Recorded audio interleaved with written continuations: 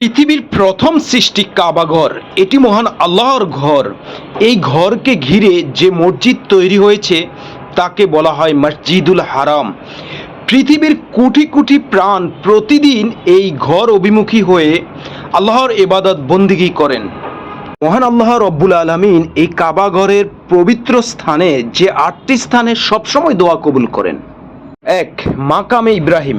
মাকামে ইব্রাহিম হলো মসজিদুল হারামের ভিতরে অবস্থিত একটি পবিত্র স্থান। মাকামে ইব্রাহিমে 2 রাকাত নামাজ পড়া সুন্নত। এই স্থানে আপনার কোনো দোয়া কখনোই ফিরিয়ে দেওয়া হয় না। 2, সাফা মারওয়া। এটি সেই জায়গা যেখানে হজরত ইসমাইল আলাইহিস সালামের মা হাজরা আলাইহিস সালাম পানির জন্য দৌড়েছিলেন। সাই করার সময় দোয়া কখনোই ফিরিয়ে দেওয়া হয় না। মিজাবের রহমতের নিচে। মিজাবের রহমত হলো রোকনের স্বামী এবং রোকনে ইরাকির মাঝখানে কাবার শীর্ষে অবস্থিত একটি সোনার সিট। এখান থেকে বৃষ্টির পানি হিজর ইসমাইলের দিকে পড়ে। মানুষের বিশ্বাস এই পানি বরকত ও শেফায় পরিপূর্ণ। এটাও বিশ্বাস করা হয় যে মিজাবের রহমতের নিচে প্রতিটি দোয়া কবুল করা হয়। কাবার ভিতরে। কাবার ভিতরের দরজা সর্বসাধারণের জন্য খোলা হয় না, শুধু বিশেষ ব্যক্তিদের প্রবেশে অনুমতি দেওয়া হয়। ভিতরে যে দোয়া করা হয় তা কবুল হয়। 5, হাজরে আসাদ, কালো পাথর।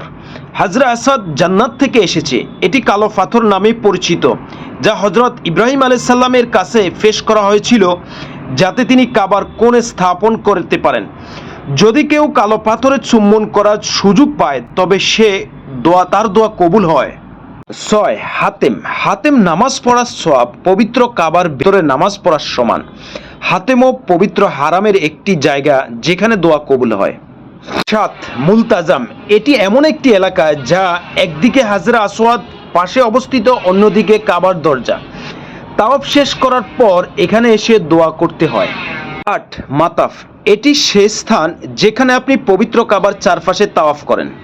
বলা হচ্ছে যে আপনি যখন তাওয়াফ করবেন তখন যতক্ষণ আপনি মাতাফে থাকবেন ততক্ষণ আপনার সব দোয়া কবুল হয়।